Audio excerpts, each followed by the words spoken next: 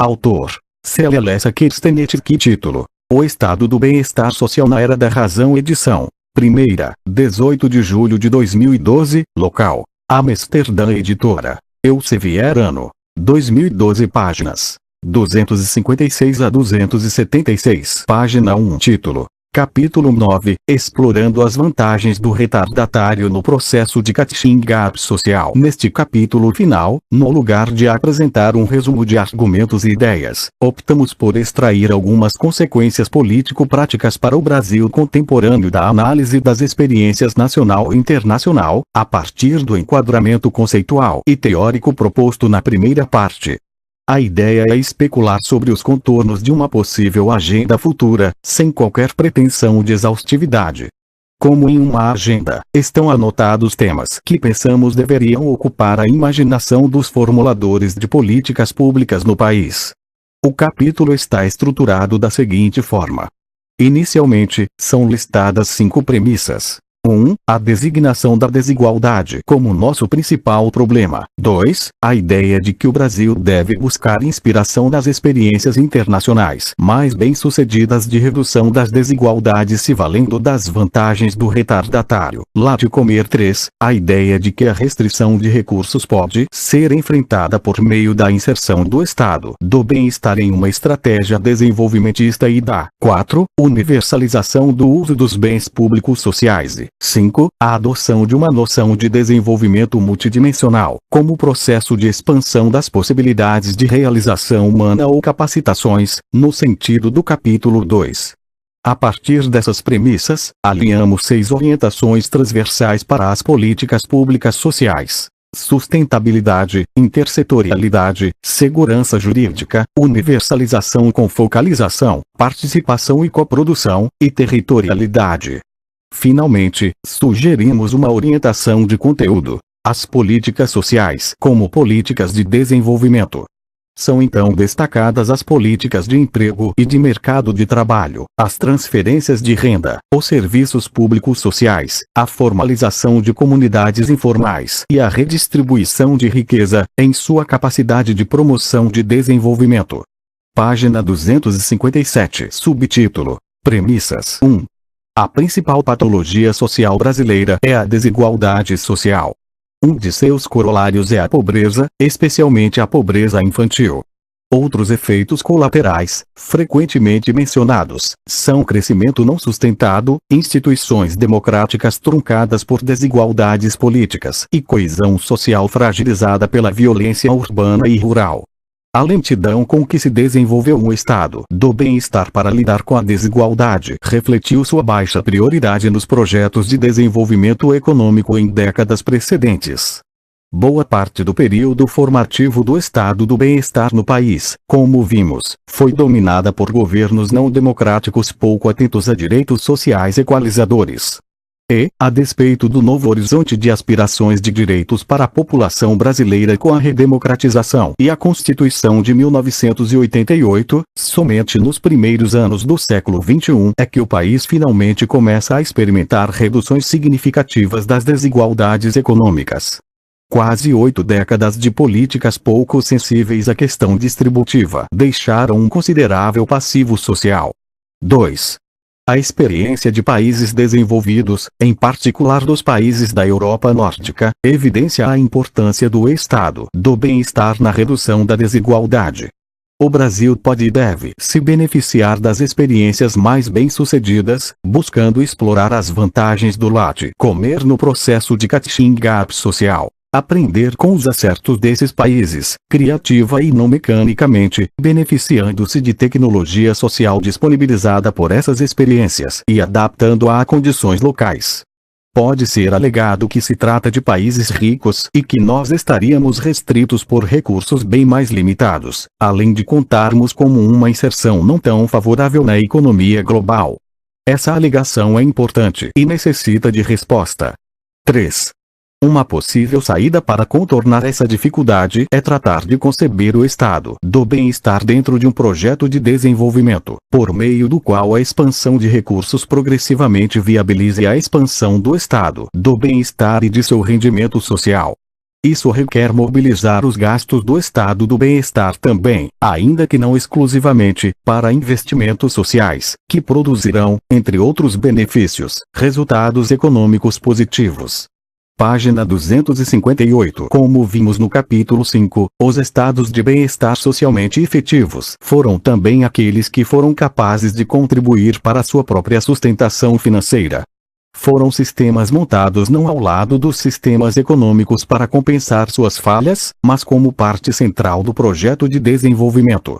Essa estratégia apenas recentemente começou a ser experimentada no país. A análise histórica mostrou um estado do bem-estar geralmente passivo ou no máximo funcional a demandas de desenvolvimento cujo núcleo era externo a ele. A sugestão aqui é que o estado do bem-estar seja decisivamente incorporado ao núcleo do projeto de desenvolvimento, encurtando a distância entre meios e fins do desenvolvimento, que é em geral responsável pelos frustrantes resultados distributivos do crescimento econômico e a lenta evolução dos indicadores sociais. A experiência recente do país com crescimento redistributivo fortemente baseado em transferências sugere que o esforço nessa direção é produtivo. É preciso ainda intensificar os investimentos em serviços públicos sociais. 4. Ainda para contornar a objeção dos recursos, a segunda possibilidade a explorar, tendo de novo a experiência europeia nórdica como inspiração, é voltar a atenção à política da política social. Que contribuição pode dar o próprio estado do bem-estar, por meio de seu conjunto de políticas, para a formação de coalizões sociais e políticas amplas que sustentem uma efetiva redistribuição? A experiência dos países nórdicos, que têm os maiores orçamentos para a redistribuição e também os melhores resultados sociais, mostrou que o tamanho do orçamento é sensível ao grau de cobertura do sistema de bem-estar. Quanto mais extensa e de melhor qualidade, maior é a legitimidade democrática de um estado do bem-estar caro, maior a chance de se sustentar com base em tributos progressivos elevados. O que se aprende não é tanto qual coalizão específica de interesses deve ser perseguida, mas que a busca de uma ampla coalizão, envolvendo na utilização conjunta de bens públicos sociais de qualidade tanto os que têm como os que não têm condições de pagar por eles, seria a forma viável de proporcionar um sistema financeiro e politicamente sustentável, além de socialmente efetivo, isto é, redutor de desigualdades. A questão dos recursos limitados seria então enfrentada por uma maneira diferente de conceber o estado do bem-estar. O problema relevante deixaria de ser o tradicional dado um orçamento, como maximizar sua efetividade. A dificuldade com essa formulação é que o modo de alocar um orçamento exógeno pode inadvertidamente contribuir para sua diminuição, quando, por exemplo, redistribuições do tipo Robin Hood a partir de certo patamar passam a perder apoio nas camadas médias da população. Página 259. O problema interessante seria então, como conceber políticas que em certa medida endogeneizem o orçamento, seja por viabilizar sua expansão para uma dada distribuição de renda, seja por facilitar politicamente a redistribuição. 5. Resta ainda uma breve nota sobre a ideia de desenvolvimento.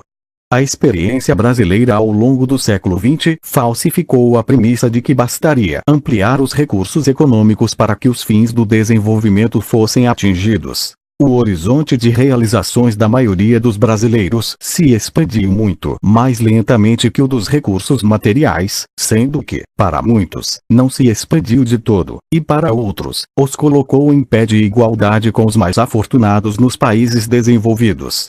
A redemocratização do país contribuiu para a inserção de direitos sociais na Constituição, como garantia jurídica de uma partilha mais equitativa dos resultados econômicos.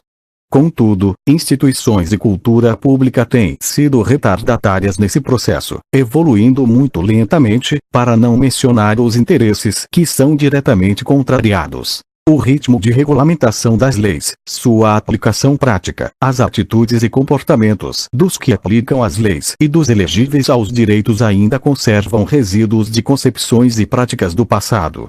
Problemas desse tipo levaram autores como Amartya Sen a formular um conceito de desenvolvimento que incorpore como suas partes constitutivas e diretamente observáveis, além de recursos e direitos formais, a expansão efetiva das possibilidades de realização humana.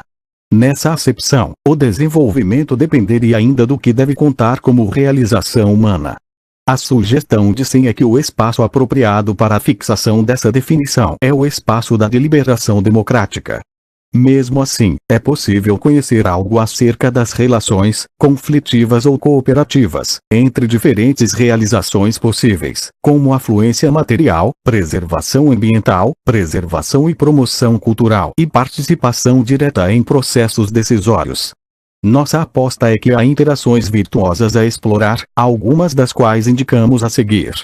Subtítulo: Orientações transversais. Nesta seção, listamos algumas orientações formais desejáveis das políticas de um Estado do bem-estar social efetivo, a partir das premissas da seção anterior. Esses eixos serão integrados à orientação de conteúdo que é apresentada na seção seguinte. Página 260. Subtítulo: 1. Sustentabilidade. O estado do bem-estar deve ser sustentável social e ambientalmente. Deve promover o bem-estar/liberdade real das atuais e futuras gerações, a partir de uma compreensão publicamente articulada da relação entre a comunidade humana e o meio ambiente, politicamente, de modo a angariar amplo apoio nos diferentes estratos da população e a ser visto como legítimo, e financeiramente, de modo a garantir os recursos necessários para sua manutenção. Parte dessas condições pode ser provida pela própria estruturação do estado do bem-estar, quando suas políticas são percebidas como políticas para todos e têm consequências sobre a provisão de recursos necessária à sua sustentabilidade financeira, seja porque viabiliza o direcionamento de recursos para ele, seja porque contribui para o desenvolvimento econômico e dessa forma para a ampliação dos recursos materiais. A sustentabilidade ambiental é um vetor transversal, que deve ser buscado em toda e qualquer política pública. No âmbito dessa preocupação, é possível afirmar que os serviços sociais universais, intensivos em pessoas, e que estão entre nossas maiores insuficiências, têm uma pegada ecológica relativamente leve. Nota 1. Confira Evas, 2009. Fim da nota. Subtítulo: 2. Intersetorialidade. A necessidade de buscar ativamente a intersetorialidade das políticas sociais decorre da própria multidimensionalidade da noção de desenvolvimento e das interações esperadas entre suas partes constituintes. A desatenção a este princípio pode, por exemplo, levar a políticas que promovam certas realizações a expensas de outras igualmente valorizadas. Dentre as interações positivas a serem perseguidas podemos citar os efeitos desejados, econômicos ou políticos, da política social e as relações de complementaridade entre diferentes políticas sociais.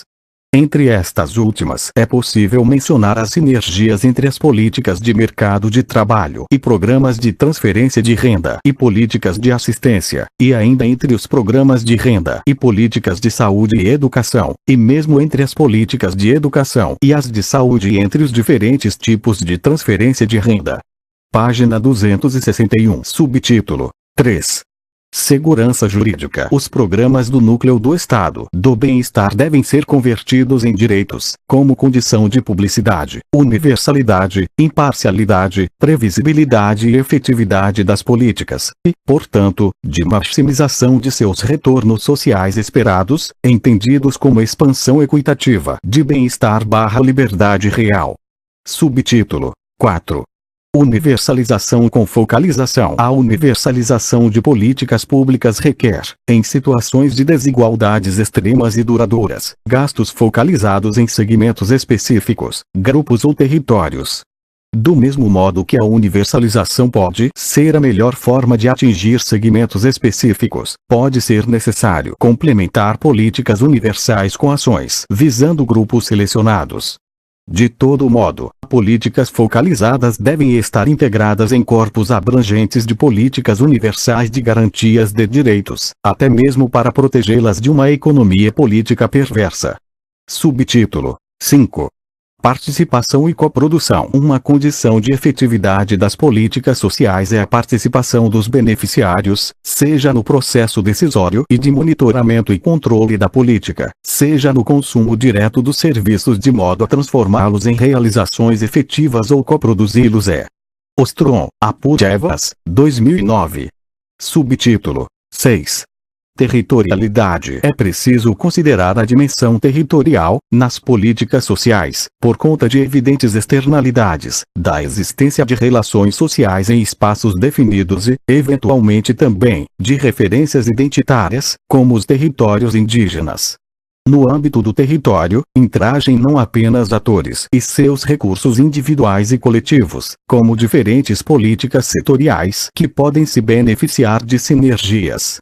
A partir da dimensão do território é possível conceber a governança do sistema de bem-estar, envolvendo múltiplos atores. Página 262. Subtítulo: Uma orientação de conteúdo. A política social como política de desenvolvimento nos estados de bem-estar mais socialmente efetivos. Algumas das políticas públicas foram concebidas como instrumentais ao crescimento econômico ao promoverem a criação de empregos e o incremento da participação dos indivíduos no mercado de trabalho. Essas políticas foram aqui denominadas políticas de ativação, para contrastar com as políticas tradicionais de manutenção de renda.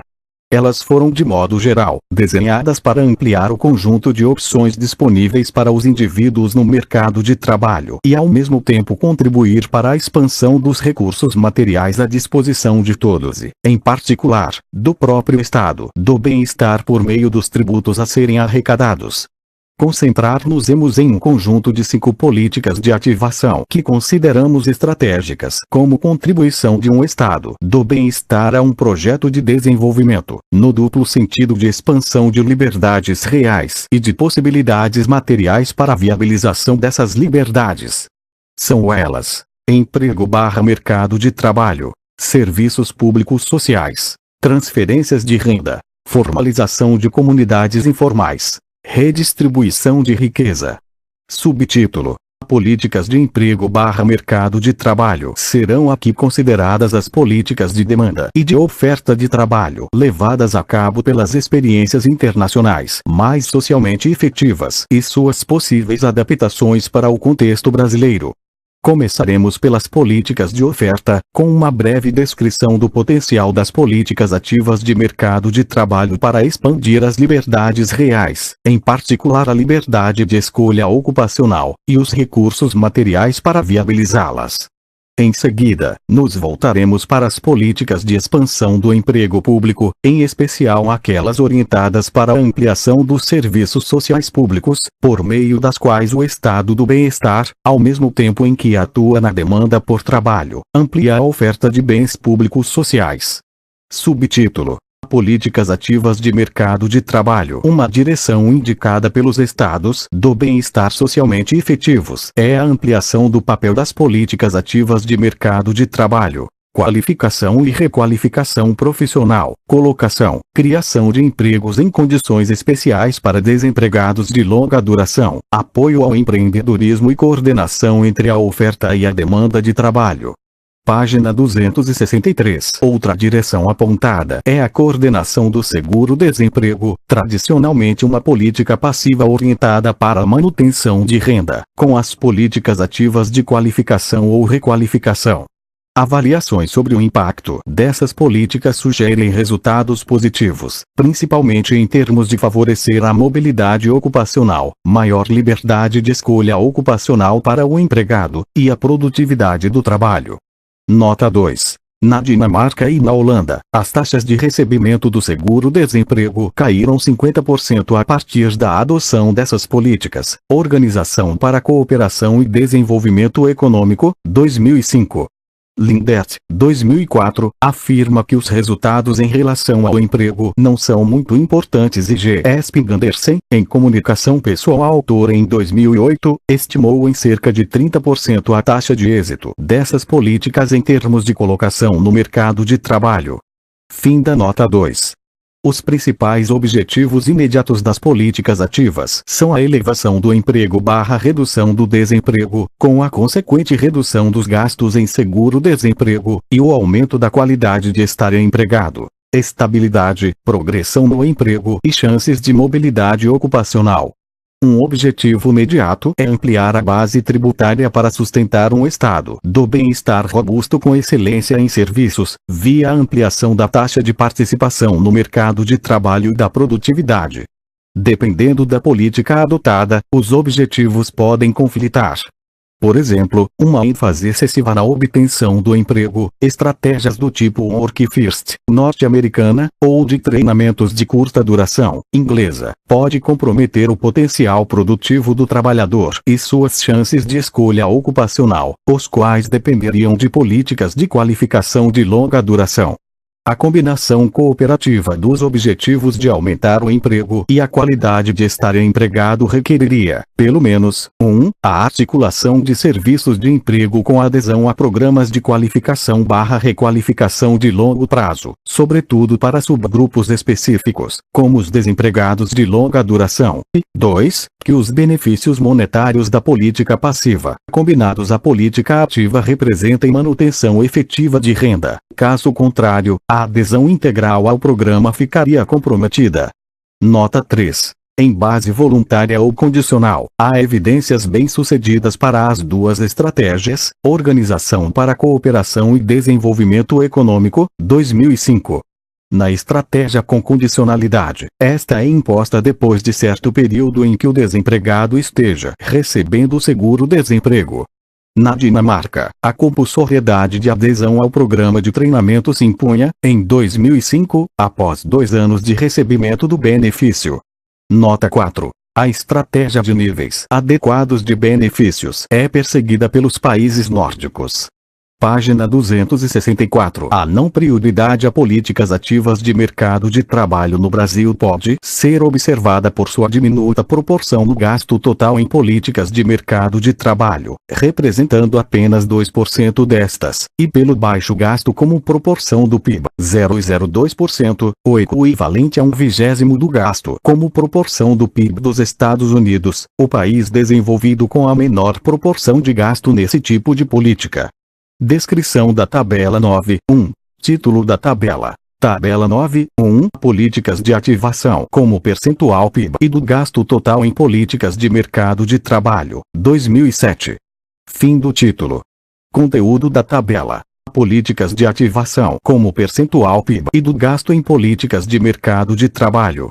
Políticas de ativação como percentual PIB Dinamarca, 1,3 França, 1,3 Estados Unidos. 0,43 Brasil, 0,02. Políticas de ativação como percentual do gasto em políticas de mercado de trabalho Dinamarca, 46 França, 42 Estados Unidos, 26 Brasil. 2. Legenda da tabela 9.1. Fonte. Elaboração própria.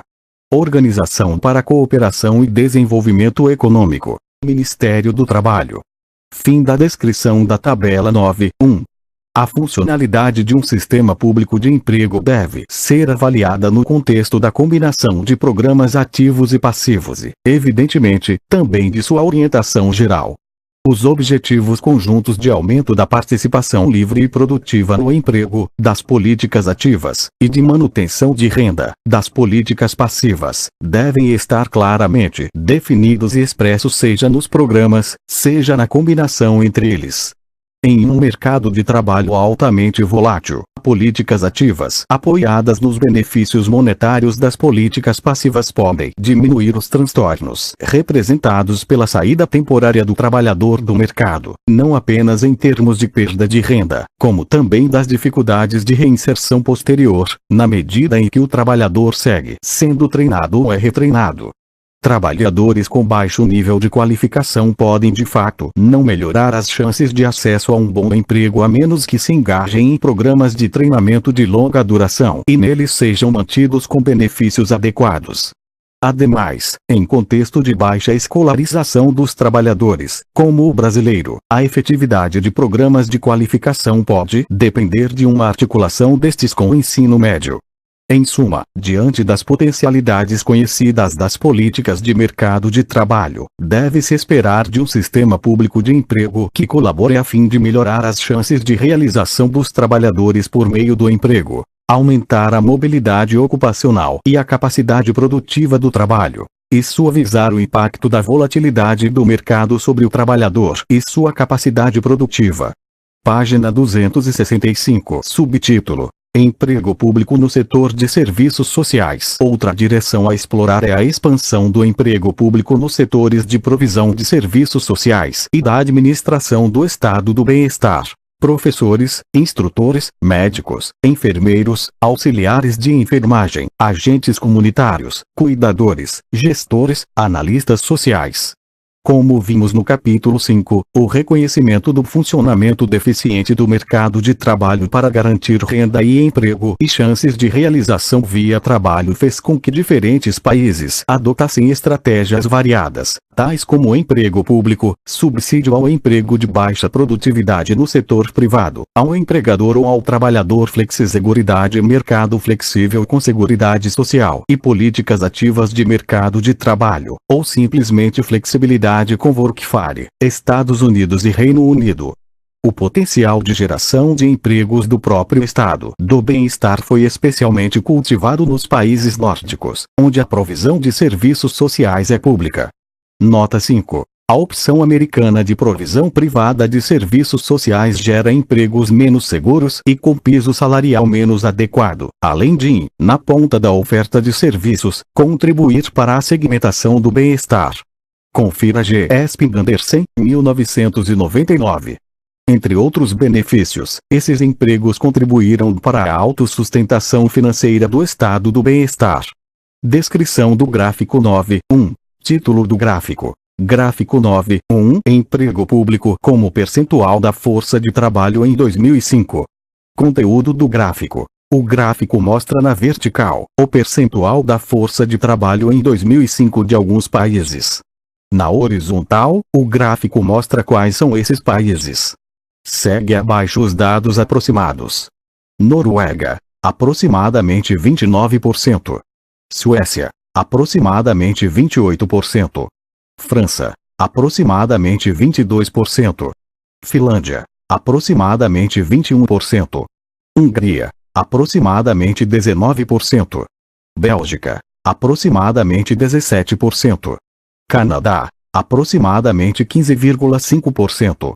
Irlanda, aproximadamente 15%. Reino Unido, aproximadamente 14,9%. Itália, aproximadamente 14%. Estados Unidos, aproximadamente 13,8%.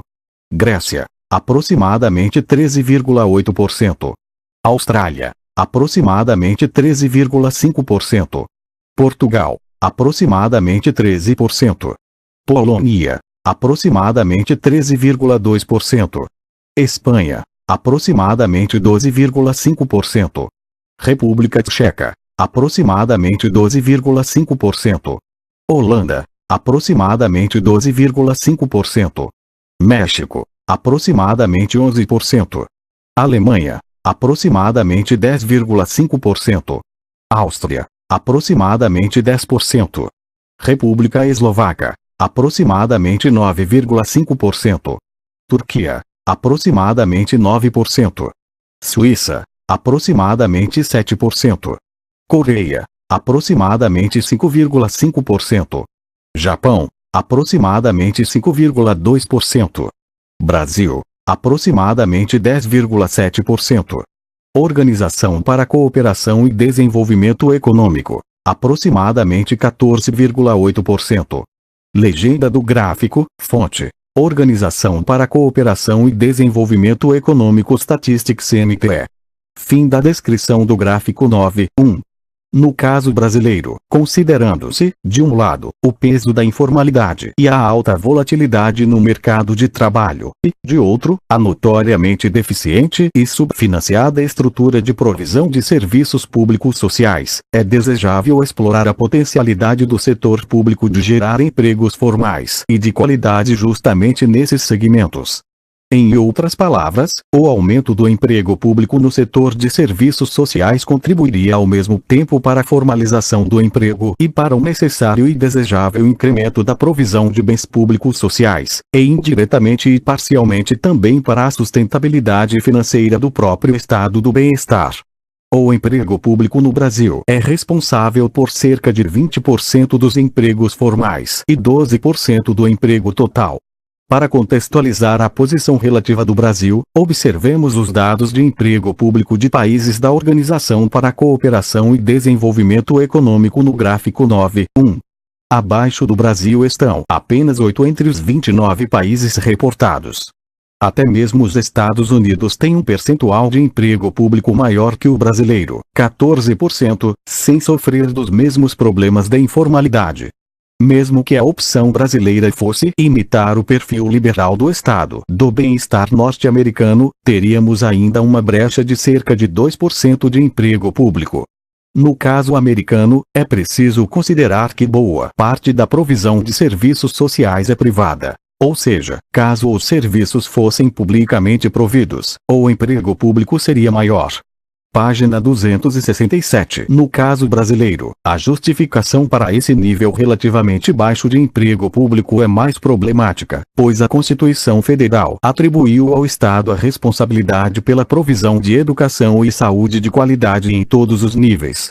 Subtítulo: Expansão dos serviços sociais frente às realizações insatisfatórias em saúde e educação e a situação de segregação no acesso a serviços de qualidade que pereniza as desigualdades de bem-estar. A expansão dos serviços sociais é indispensável. Porém, em que direção? Serviços básicos voltados para as necessidades dos mais pobres? Serviços universais reunindo a todos, pobres e ricos? Que prioridades específicas dentro dos serviços? Argumentamos em favor da ênfase em serviços universais por, pelo menos, 2 motivos. O acesso universal é mais efetivo, seja em termos de redução da desigualdade, seja da economia política do financiamento das políticas sociais, justamente as 2 razões comumente aventadas para a ênfase no segmento básico. Como examinado no capítulo 5, a evidência advinda da experiência de outros países confirma que aqueles que segmentaram seus sistemas de serviços sociais são os mais desiguais e com os menores orçamentos sociais dentre os países desenvolvidos. E os que, ao contrário, universalizaram esses serviços, com alta qualidade, são os menos desiguais e com os maiores orçamentos sociais. Basicamente, esses resultados decorreriam do fato de que quando todos, ou quase, usam os mesmos serviços, se dispõem a pagar por eles, nesse caso, principalmente os não pobres, que redirecionariam suas despesas pessoais em serviços privados para impostos que financiassem os sistemas públicos. Quando todos, ou quase, usam os mesmos serviços, as desigualdades sociais conectadas à diferenciação na qualidade deles, por exemplo, os pobres tendo acesso a um sistema de saúde de má qualidade, os não pobres a um sistema de boa qualidade, são minimizadas. Quando aos pobres se une a bem informada e escolarizada classe média, o controle social sobre os serviços tende a aumentar, assim como tende a se intensificar a coprodução de bem-estar. Segundo esta noção, a realização permitida por um serviço consumido dependeria não apenas da qualidade do serviço, mas também do envolvimento do consumidor na sua utilização. À medida que consumidores, especialmente aqueles com voz menos ativa, se beneficiem dos efeitos de uma sociabilidade mais abrangente, um conjunto heterogêneo de consumidores, com backgrounds sociais e culturais diferentes, podem vir a participar mais ativamente nos resultados do consumo do serviço. Página 268. A direção indicada pelo regime mais socialmente efetivo é a da universalização de serviços de qualidade, que veria o seu financiamento reforçado pelos recursos da classe média, atraída pela qualidade dos serviços. Considerando a elevada desigualdade social brasileira, alguns redirecionamentos devem ser observados para que a universalização de fato reduza desigualdades. A universalização dos serviços deve ser orientada para aquele extrato da população que é mais privado de serviços de qualidade, sem, no entanto, causar segmentação. Na educação, por exemplo, isso se traduziria em escolas deliberadamente socialmente mistas, para melhorar as oportunidades de realização educacional dos mais pobres, que provêm de famílias com diminuto background educacional. Nesse sentido, é razoável supor que a classe média optará por essas escolas públicas apenas se atingirem padrões críveis de qualidade. Ao lado de escolas socialmente mistas, a universalização com focalização requer também a expansão da jornada escolar, idealmente, jornadas integrais, essencial em países muito desiguais, onde várias oportunidades de realização, na ausência de escolas integrais, estão fora da escola e acessíveis apenas aos não pobres. A prioridade ao extrato da população com a maior privação de serviços de qualidade requer cobertura universal dos mesmos. Se uma estratégia gradualista se impuser, a combinação entre universalismo e focalização que parece minimizar o efeito perverso da segregação é ênfase em territórios que tendem a ser mais socialmente diversos e, portanto, melhor protegem contra os efeitos deletérios de uma excessiva seletividade. Confira capítulo 2. Em termos de prioridade dentro dos serviços, é preciso reconhecer que todos os níveis necessitam de reforço e recursos, seja em saúde, seja em educação. No caso da saúde, a melhor estratégia para minimizar a segregação nos serviços de qualidade parece ser ainda a expansão da provisão pública, sem prejuízo da necessária melhoria de gestão e capacitação, funções de resto altamente custosas, que tende a ser guiada pela lógica do serviço antes que pela lógica do lucro. Confira capítulo 4. E, portanto, a gerar menores desigualdades de acesso e de bem-estar. Com relação à educação, há um redirecionamento de prioridades a ser assinalado. O país precisa ampliar os investimentos em educação infantil e, especificamente, em creches públicas. Como analisado no capítulo 5, vários estudos atestam a importância desses investimentos iniciais para tornar os gastos em educação mais efetivos nos níveis avançados e para reduzir as desigualdades socioeconômicas intergeracionais. Página 269. Não obstante, enquanto o gasto brasileiro nesse segmento não alcançava 0,3% do PIB em 2005, tendo, na realidade, declinado como percentual do PIB e como percentual do gasto em educação entre 1995 e 2005, evidenciando sua baixa prioridade, o gasto nos 3 regimes de bem-estar analisados no capítulo 5 foi significativamente superior, tendo alcançado no regime nórdico a média de 1,7% do produto, com peso maior em creches, 1,1%. Na perspectiva de redução sustentável das desigualdades, esta tem sido considerada a política educacional mais efetiva. As mais de 4 décadas de investimento maciço em educação na Europa não reverteram tão significativamente as desigualdades intergeracionais quanto a experiência nórdica de priorização precoce desses investimentos. O sistema público de educação infantil nesses países, e a Dinamarca é o caso emblemático, foi capaz de interferir na transmissão intergeracional das desigualdades, neutralizando em parte o efeito negativo da transmissão da desigualdade dentro das famílias. Confira capítulo 5. Descrição da tabela 9.2. Título da tabela. Tabela 9.2. Gasto público em educação infantil e creche como percentual do PIB. Conteúdo. A tabela 9.2 mostra os dados de gasto público em educação infantil e creche como percentual do PIB em 1998 e 2004, de vários países. Segue dados abaixo. 1998, educação infantil, 4,6, regime liberal, 0,25 Estados Unidos, 0,36 Reino Unido, 0,42 Austrália, 0,03 Canadá, 0,23 Nova Zelândia, 0,21 regime conservador, 0,46 França, 0,66 Alemanha, 0,36 Bélgica, 0,45 Áustria, 0,47 Holanda, 0,36 regime social-democrata, 0,61 Dinamarca, 0,86 Suécia, 0,59 Noruega, 0,58 Finlândia, 0,40 Brasil, 2005. Nada registrado na tabela 2004, educação infantil, 4,6, regime liberal, 0,28 Estados Unidos, 0,38 Reino Unido, 0,45 Austrália, 0,07 Canadá, 0,20 Nova Zelândia. Nada registrado na tabela regime conservador, 0,48 França, 0,65 Alemanha, 0,40 Bélgica, 0,58 Áustria, 0,42 Holanda, 0,37 regime social-democrata, 0,59 Dinamarca, 0,65 Suécia, 0,52 Noruega, 0,84 Finlândia, 0,34 Brasil, 2005. Nada registrado na tabela 2004, educação infantil, 0,6 anos, regime liberal, 0,41 Estados Unidos, 0,48 Reino Unido, 0,50 Austrália,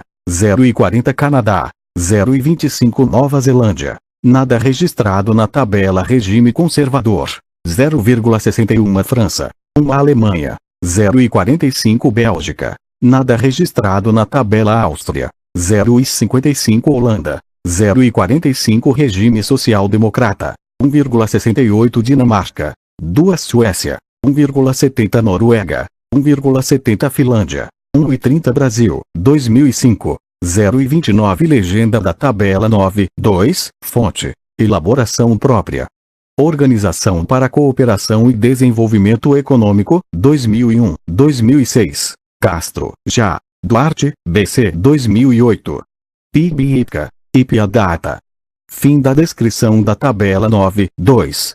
Como já dito, para essa política ser efetiva, é necessariamente dispendiosa. A provisão deve assegurar o tempo integral e a oferta de um serviço de alta qualidade, com profissionais especializados com formação superior e classes de tamanho reduzido. Página 270. O estudo detalhado da experiência universalista dinamarquesa deve ser empreendido, pela cobertura universal sem segregação, pela qualidade alcançada e pela intersetorialidade, para posterior comparação com as frequentemente citadas e muito analisadas experiências seletivas, setorizadas em menor escala, americana e inglesa. Nota 6.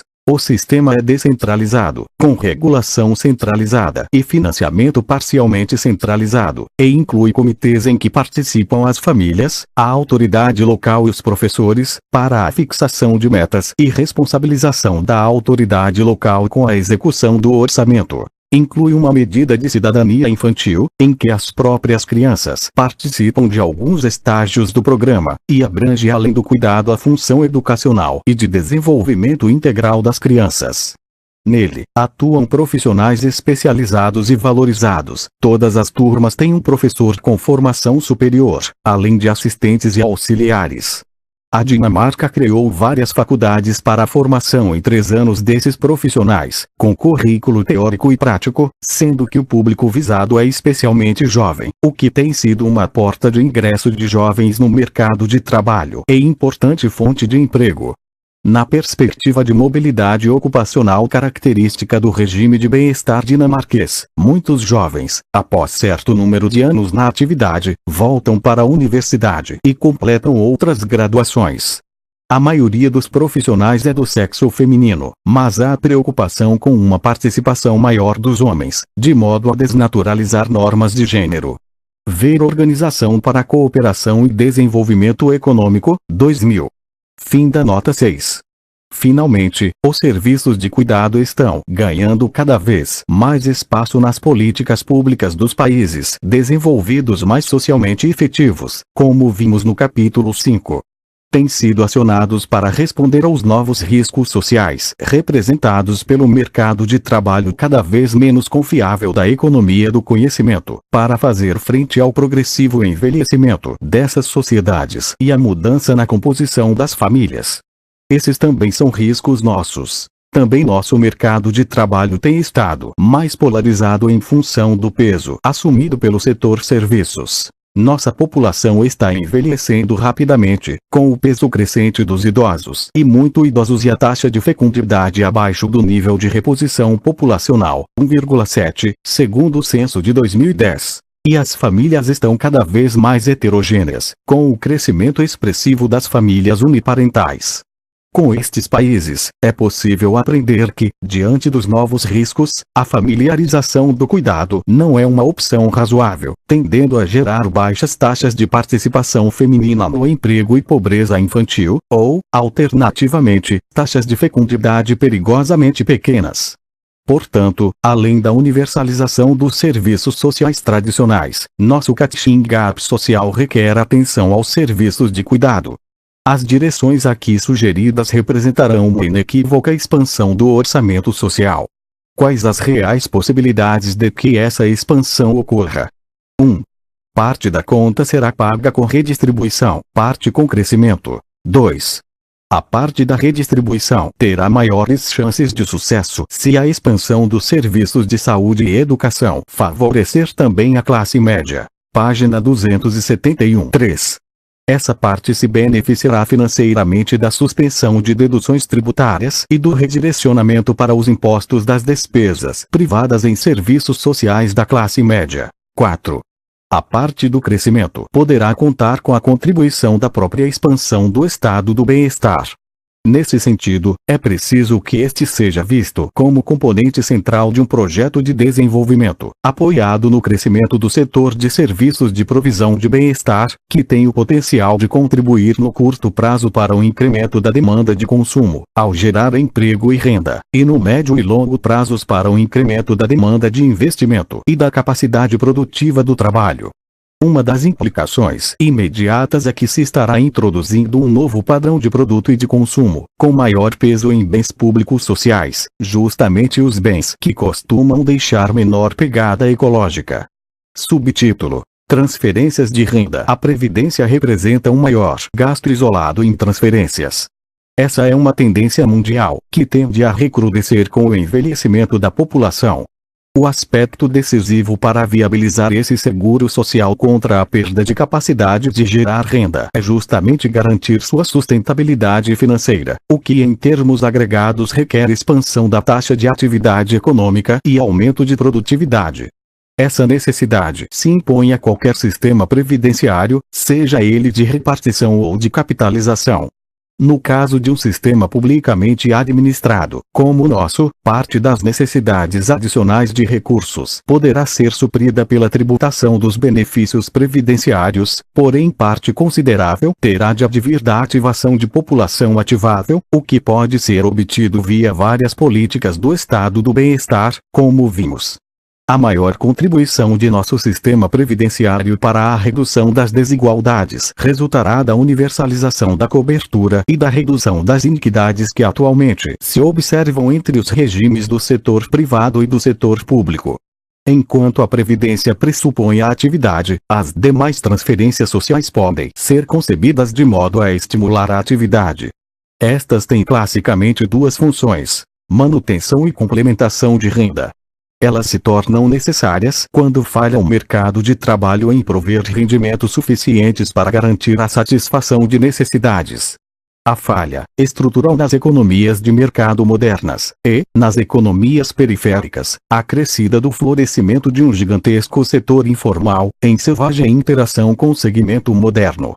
Página 272. O desafio para um sistema de transferências nessas circunstâncias é como preencher a lacuna deixada pela inserção precária dos trabalhadores no mercado de trabalho e, mesmo, interagir com este último de modo a intensificar a formalização. No Brasil, em contraste com a maioria dos países da Organização para a Cooperação e Desenvolvimento Econômico, a informalidade é elevada. Haveria um papel específico para uma política de transferências nesse contexto. Em essência, sua função genérica segue sendo a garantia de renda, dados os problemas estruturais do mercado de trabalho. Porém, há uma interação potencial com políticas de ativação que pode ser desenvolvida como ferramenta auxiliar para mitigar o problema da informalidade. A política de transferências pode ser uma das portas de entrada para um conjunto de oportunidades. E a coordenação programática e institucional entre transferência de renda e políticas ativas de mercado de trabalho parece promissora. O acesso e a opção por programas de qualificação, requalificação e inserção devem estar francamente abertos a todos os beneficiários de transferências não previdenciárias de renda e fazer parte do pacote de prerrogativas destes.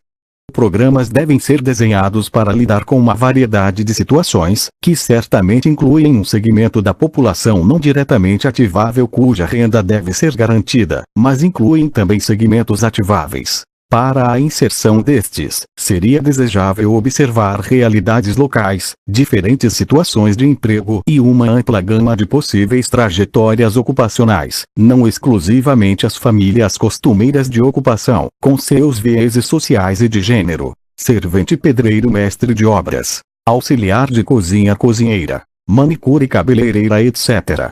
E outra conexão importante é entre esses programas de renda e os serviços sociais, em particular os serviços de cuidado. Estes últimos integram um repertório de políticas de ativação, graças à oferta de serviços como creches, jardins de infância e centros para idosos, pessoas em idade ativa na família, comprometidas com os cuidados de membros dependentes, podem optar por participar no mercado de trabalho. Ademais, alguns desses serviços têm efeitos cruciais sobre as chances de vida das crianças. Os beneficiários de programas de renda deveriam ter acesso garantido a serviços de cuidado de qualidade, observando-se preferencialmente uma perspectiva territorial. E os benefícios monetários deveriam ser acompanhados da expansão na provisão e nos mecanismos de controle social de serviços de utilidade pública, para garantir a infraestrutura básica que possibilitará retornos sociais positivos dos demais investimentos mais diretamente sociais. Página 273. Quanto ao valor do benefício dos programas de renda, é necessário que se estabeleça um critério coerente com a noção de mínimo social. Um programa de transferência de renda deve estar ancorado em uma perspectiva de adequação a necessidades sociais insatisfeitas. A ideia de alívio à pobreza incorporada no programa Bolsa Família não atende a essa exigência. Qualquer montante diferente de zero representa algum grau de alívio. Porém, o benefício médio do programa Bolsa Família em 2008 sequer permitiu que o valor da linha de indigência de $70 fosse em média superado.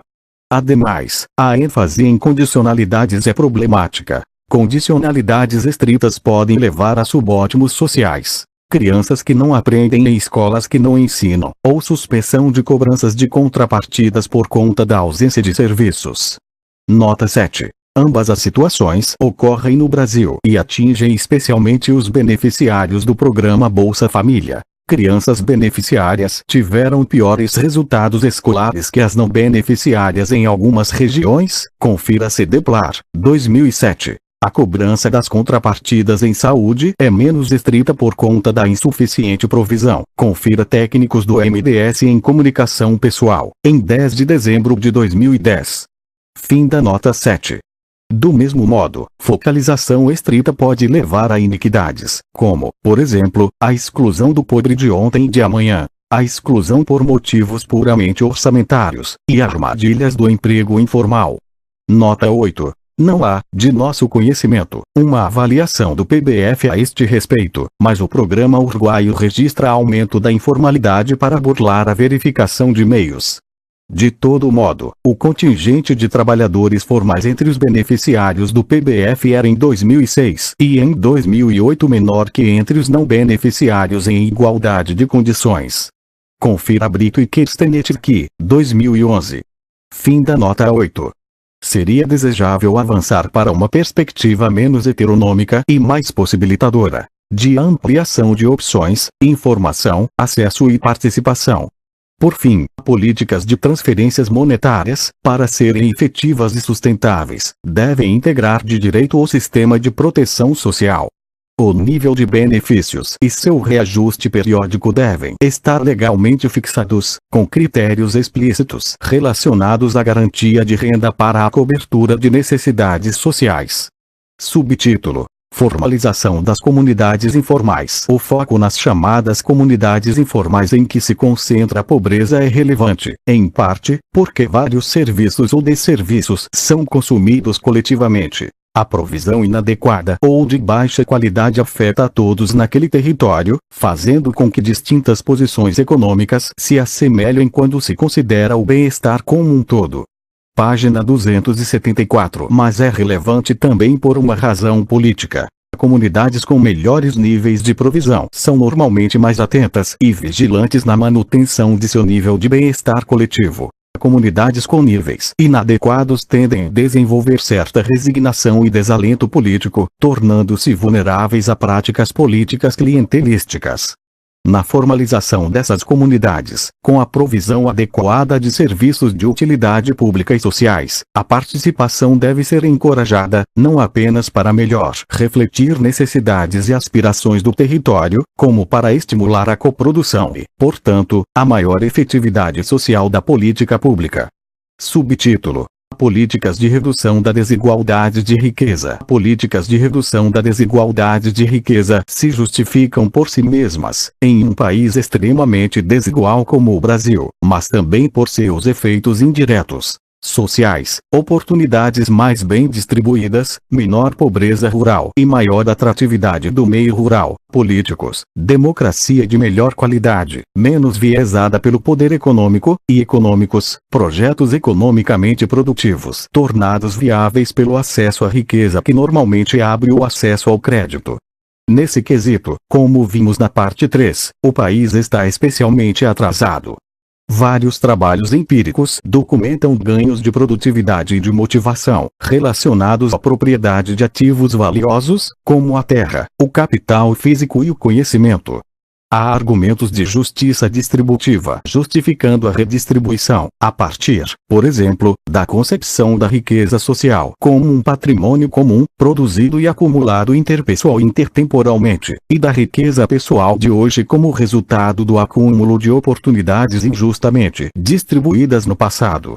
A relativa democratização da propriedade pode ocorrer seja, por exemplo, por meio da distribuição aos trabalhadores de participação acionária e dividendos em empresas, e a concomitante introdução de mecanismos de decisão democrática dentro das empresas, seja ainda por via da distribuição de uma renda básica de cidadania, como ocorre no Alasca, ou de um capital básico, stakeholding, como praticado no Reino Unido. Estes podem, como é o caso do yield dividend no Alasca, ou não, como é o caso do stakeholding no Reino Unido, estar vinculados a uma única fonte de riqueza, como os royalties do petróleo. Página 275. De um modo geral, quase rendas decorrentes do monopólio de formas não multiplicáveis, ou apenas lentamente multiplicáveis, de riqueza, que incluem recursos naturais, patrimônio cultural ou histórico, créditos de carbono, empregos de qualidade, justificariam tributos para a constituição de fundos públicos, de onde emanariam rendas ou capitais de cidadania. A conexão feliz é que políticas redistributivas, nesse sentido, são também políticas eficientes no sentido estritamente econômico do termo. Eliminam quase rendas e permitem um melhor uso de recursos limitados. Conclusão: muitas transformações seriam necessárias para nos tornarmos um país socialmente mais justo. Aqui tratamos apenas das contribuições potenciais de um Estado do bem-estar universalista e redistributivo, e assim mesmo, de um pequeno número delas apenas. Buscamos argumentar, com base na experiência internacional, que esse projeto é realizável, que não se trata de uma utopia irrealista. Se considerarmos que sequer gastamos 40% do orçamento público com políticas sociais, marca de há muito superada até mesmo pelos mais ávaros welfarestantes ocidentais, confirmando o Estado contemporâneo cada vez mais como um welfare e menos como um power state, há certamente margem para progresso. Mas isso não pode ser tudo. Também é necessário nos certificarmos da influência de um Estado do bem-estar sobre a geração de recursos. Parte dessa influência recai sobre sua capacidade de influenciar o crescimento econômico, mas a outra parte recai sobre seus efeitos sobre a formação de preferências por tributação. Este aspecto é crítico, pois o financiamento das políticas sociais no Brasil, além da insuficiente, tem viés regressivo, aparente no maior peso dos impostos indiretos e no elevado peso das contribuições entre os tributos diretos, ambos incidindo desproporcionalmente sobre os mais pobres, e efeito praticamente nulo sobre a redistribuição.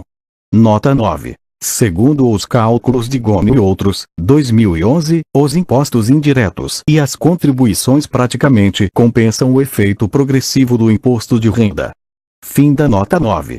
Finalmente, e ainda mais ambiciosamente, seria preciso nos certificarmos do alcance transformador do estado do bem-estar em termos do próprio padrão de produto e de consumo das sociedades contemporâneas, o que de fato ocorrendo o tornaria sustentável em vários sentidos.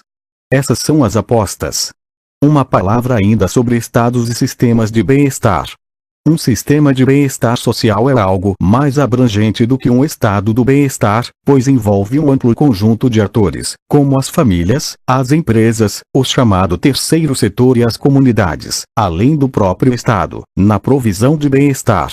Página 276. A constituição de um sistema minimamente coerente não é tarefa simples, contudo, não deixa de ser crucial se o objetivo é maximizar o potencial redistributivo e desenvolvimentista do conjunto de ações. Considerando-se ainda a crescente permeabilidade dos demais pilares às desigualdades econômicas nas sociedades contemporâneas, não há como negar o protagonismo do Estado na coordenação dessas ações. Contudo, sua ação assume contemporaneamente múltiplas formas: provisão direta, financiamento, regulação, controle democrático. No capítulo 4, observamos o crescimento das chamadas políticas sociais privadas nos países desenvolvidos e seus impactos distributivos regressivos. Este não é um resultado trivial para um país desigual como o Brasil. Enquanto ainda pode se beneficiar da maior flexibilidade e capilaridade dos investimentos sociais de empresas e das ações de organismos não governamentais, desde que sob o controle social e democrático, o país já acumula experiência negativa significativa com a provisão privada publicamente financiada de serviços sociais como a saúde. Adicionalmente, a possibilidade de comunidades se autoproverem de bem-estar a partir de um pool formado por seus próprios recursos é fortemente vulnerável à desigualdade na distribuição de recursos entre elas. Examinar e avaliar as diferentes formas de combinação entre provisão pública e não pública no Brasil é um tema da maior importância, um dos grandes temas do novo século, a ser investigado em outra ocasião.